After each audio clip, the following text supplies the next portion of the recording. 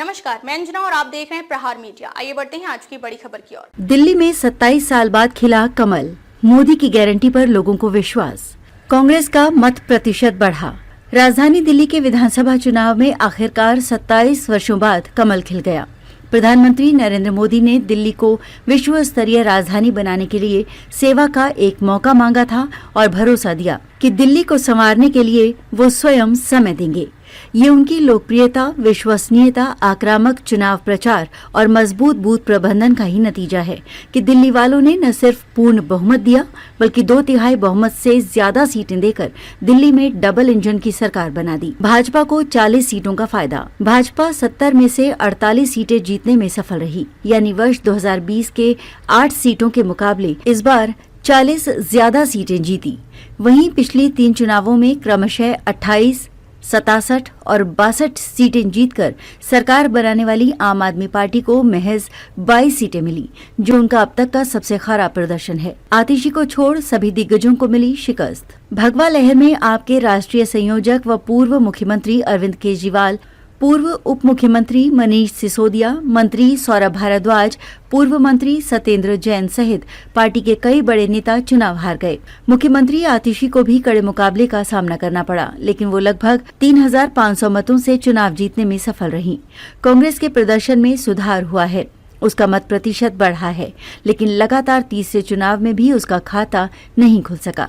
लोकसभा चुनाव के बाद ही शुरू कर दी थी तैयारी। विधानसभा गठन के बाद वर्ष 1993 में दिल्ली में भाजपा की सरकार बनी थी। 5 साल बाद 1998 में हुए चुनाव में कांग्रेस को सत्ता मिली। उसके बाद से भाजपा सत्ता में वापसी नहीं कर सकी थी। पिछले 15 वर्षों तक कांग्रेस और उसके बाद आप की सरकार रही। लोकसभा में अच्छा प्रदर्शन करने के बाद भी भाजपा विधानसभा चुनाव जीतने से चूक जाती है। वर्ष 2014 व वर्ष 2019 के लोकसभा चुनाव में दिल्ली की सभी 7 सीटें जीतने के कुछ माह बाद हुए विधानसभा चुनावों में उसे बुरी तरह हार का सामना करना पड़ा था।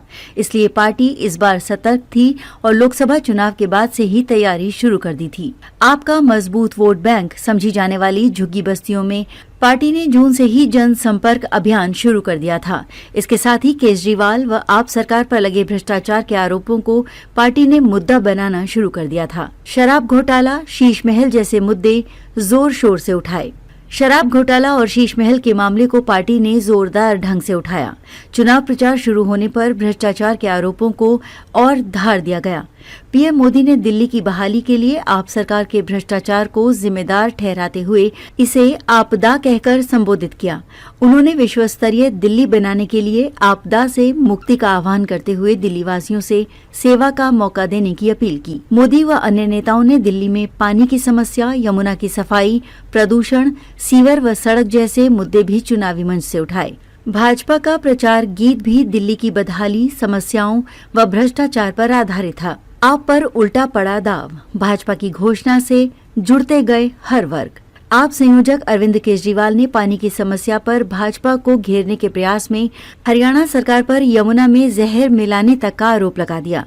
ये आरोप आप पर उल्टा पड़ गया। मोदी व अन्य नेताओं ने पलटवार करते हुए इसे केजरीवाल का पाप बताया। 12 लाख वार्षिक आय को कर से मुक्त करने और केंद्र सरकार के कर्मचारियों के लिए 8वें वेतन आयोग के गठन की योजना से भाजपा मध्य वर्ग को जोड़ने में सफल रही। महिलाओं ने मोदी पर जताया भरोसा। आखिरकार आपके मजबूत गढ़ झुग्गी बस्तियों व अनधिकृत कॉलोनियों में भाजपा अपना जनाधार बढ़ाने में सफल रही। महिलाओं ने मोदी पर विश्वास जताया और पूर्वांचली मतदाता भी भाजपा के साथ खड़े दिखे। मुस्लिम बहुल क्षेत्रों में भी मत बटा, जिससे मुस्तफाबाद जैसी मुस्लिम बहुल सीट भाजपा के खाते में चली गई। अब तक ले बस इतना ही। फिर मिलते हैं एक ऐसी ही बड़ी खबर के साथ। तब तक के लिए नमस्कार और देखते रहिए प्रहार मीडिया।